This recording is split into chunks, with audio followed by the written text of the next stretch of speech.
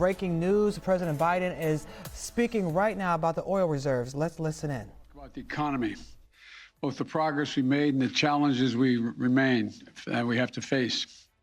We made historic progress over the last 10 months.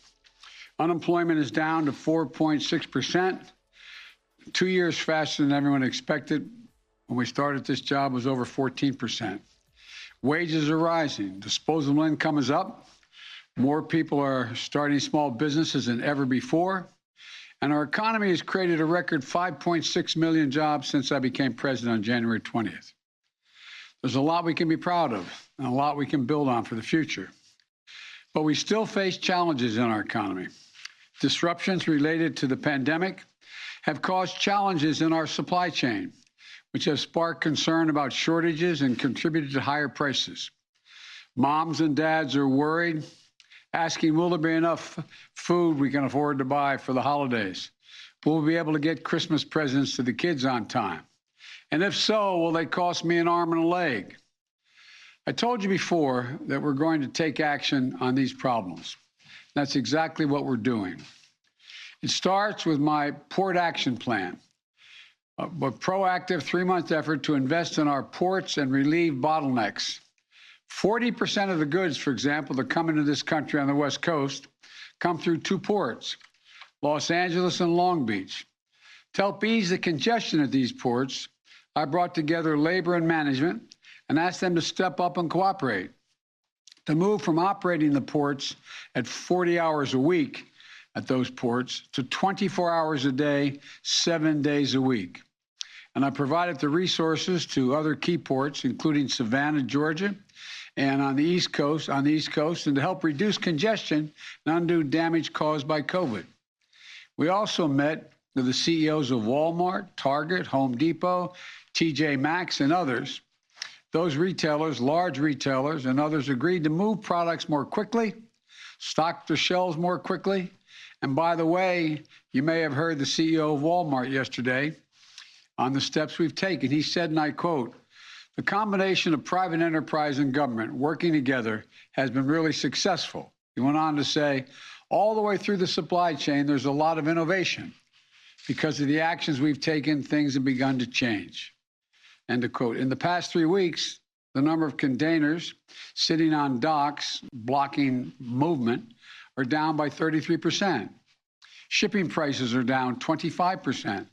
More goods are moving more quickly and more cheaply out of our ports, onto your doorsteps and onto store shelves. And so all these concerns a few weeks ago, there'd not be ample food available for Thanksgiving. So many people talked about that, understandably.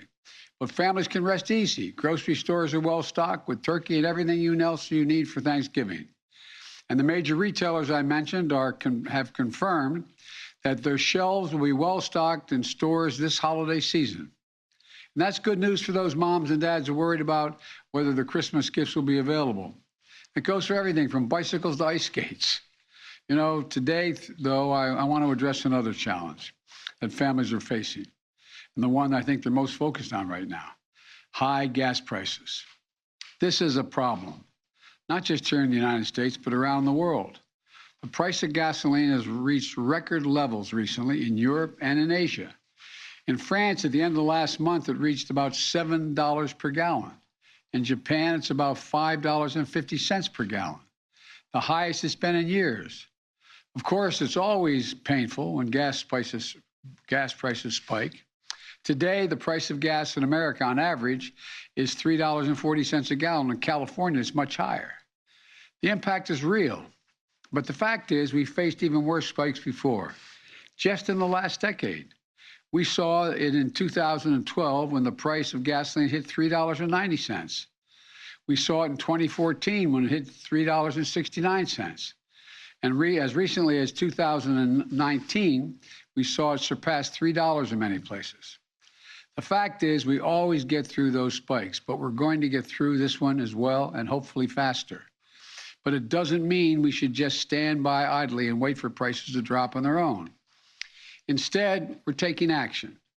The big part of the reason Americans are facing high gas prices is because oil-producing countries and large companies have not ramped up the supply of oil quickly enough to meet the demand.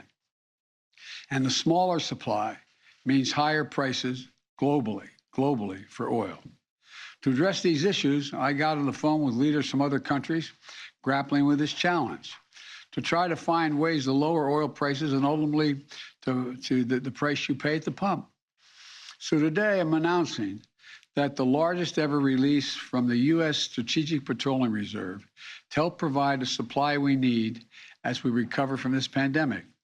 In addition, I brought together other nations to contribute to the solution. India, Japan, the Republic of Korea, and the United Kingdom have agreed to release additional oil from their reserves, and China may do more as well. This coordinated action will help us deal with the lack of supply, which in turn helps ease prices. The bottom line, today we're launching a major effort to moderate the price of oil, an effort that will span the globe in its reach and ultimately reach your corner gas station, God willing.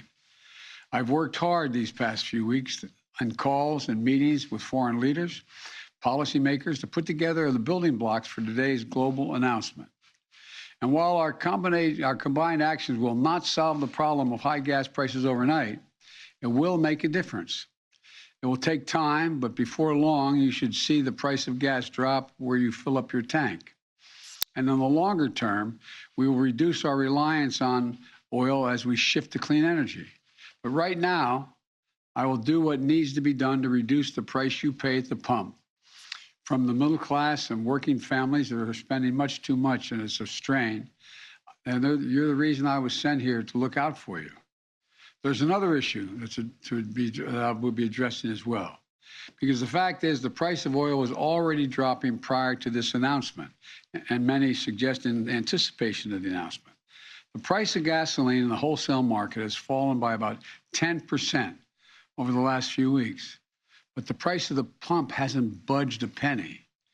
In other words, gas supply companies are paying less and making a lot more. And they do not seem to be passing that on to the consumers at the pump. In fact, if the gap between wholesale and retail gas prices was in line with past averages, Americans would be paying at least 25 cents less per gallon right now, as I speak. Instead, companies are pocketing the difference as profit. That's unacceptable.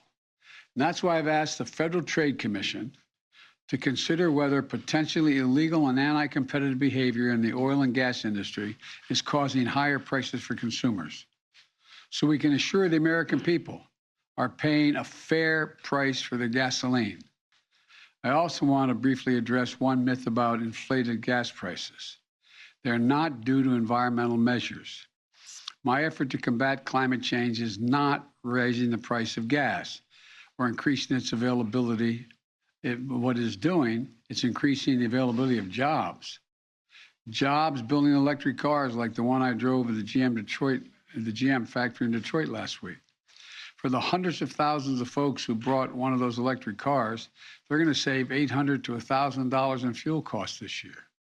And we're going to put those savings within reach of more Americans and create jobs installing solar panels, batteries, electric heat pumps, jobs making those clean power generating devices. And by the way, deploying these technologies for each home where they're installed is going to save folks an additional hundreds of dollars in energy costs every year. Let's do that. Let's beat climate change with more extensive innovation and opportunities. We can make our economy and consumers less vulnerable to these sorts of price spikes when we do that. And finally, even as we meet to work out this challenge, it's important to maintain perspective about where our economy stands today. The fact is, America has a lot to be proud of. We're experiencing the strongest economic recovery in the world. Even after accounting for inflation, our economy is bigger and our families have more money in their pockets than they did before the pandemic. And America is the only major economy in the world that can say that.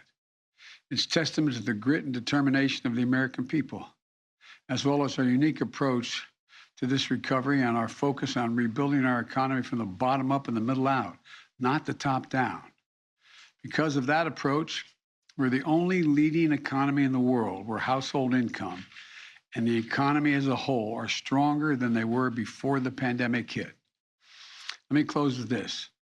This Thanksgiving, we have so much to be grateful for. Vaccines that are effective, safe, and free. Promising new treatments, providing for hope that we can bring an end to the worst tragedies of this crisis. Record job growth, the strongest recovery in the world, and most of all, the chance to be together again with the people we love on Thanksgiving. As you gather together with your family this Thanksgiving, I want you to know how grateful I am to serve as your president. And I promised you that I'll never stop working to address your family's needs. And together we're going to confront challenges that we face them, are going to face them honestly. And that we'll keep building this economy around hardworking folks who built this country.